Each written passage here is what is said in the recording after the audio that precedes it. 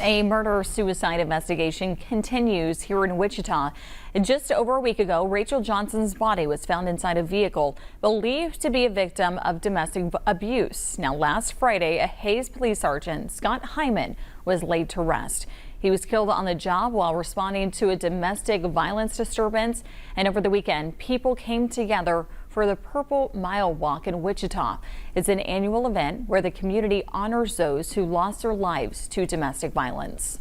And advocates say the issue with domestic violence is complicated. It runs deep and it touches a lot of lives. Now, 1 in 4 women and 1 in 7 men have been the victim of physical violence with their partner. But when will it change? That's what one Wichita woman is asking. Yeah, her sister Brandy passed away 6 years ago this month at the hands of her boyfriend. We want to warn you what you're about to see may be upsetting. She shared her Brandy's story with fact finder Annette Lawless.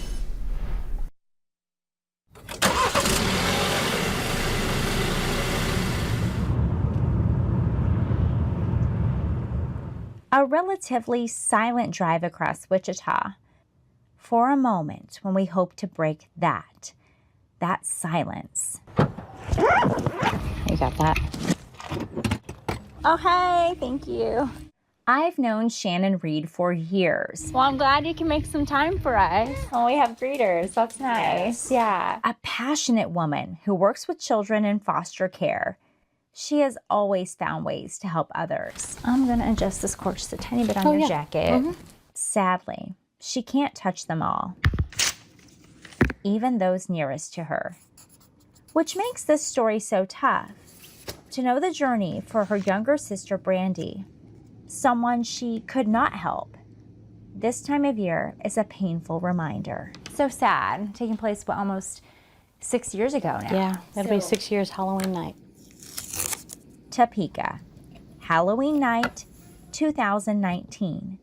Shannon's sister Brandy took her kids out trick-or-treating. Hours later, she didn't show up for work. Police were called for a welfare check at her West Topeka home. They kept pounding, nothing happened, and eventually the police broke the door in. And when they broke in the door, they found my sister under a blanket, and he was laying next to her. I got a phone call, and I looked down, and I had missed like 15 phone calls, and I'm like, well, that's not normal. So really, you know, when you're in a theater, you're like, hello. And then it was my daughter, and she was just screaming, she's dead, she's dead. And I'm like, who's dead? What are you talking about? What's going on? And I start screaming in the theater. I'm like, what? That's not possible. That's not possible. No, that's not possible.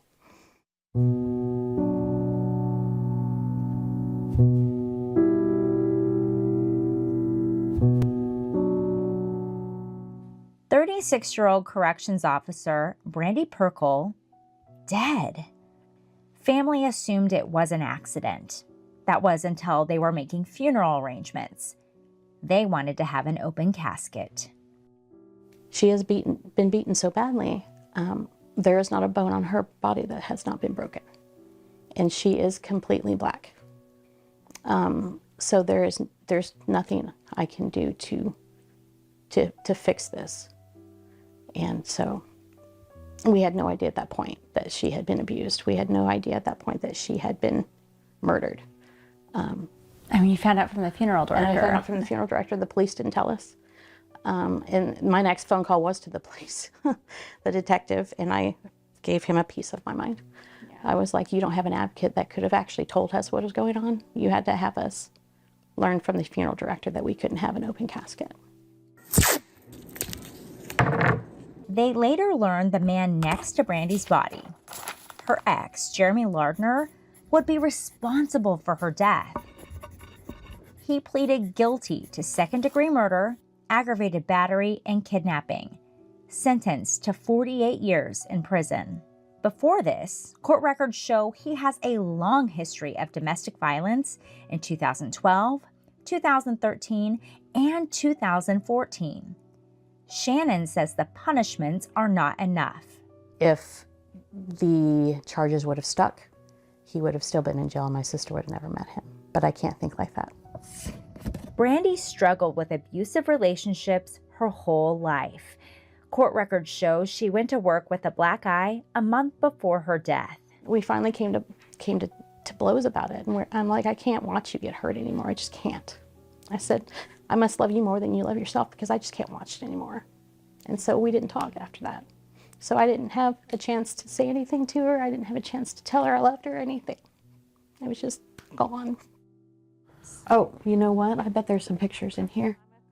Yet Shannon is here today, carrying on her little sister's memory.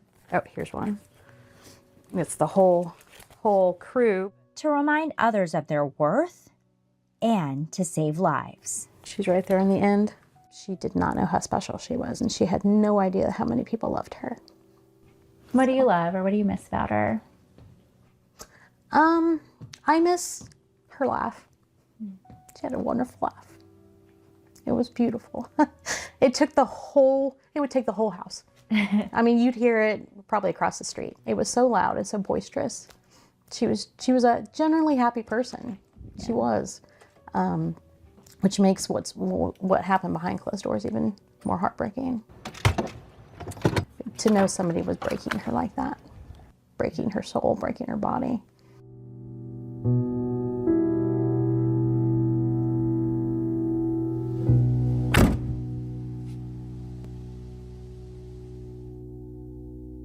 And Shannon said her sister is isolated herself from others. It's one of the many warning signs advocates say to be on the lookout for. Isolation, having an extremely jealous partner, being prevented from making your own decisions, and pressure to do things like drink alcohol.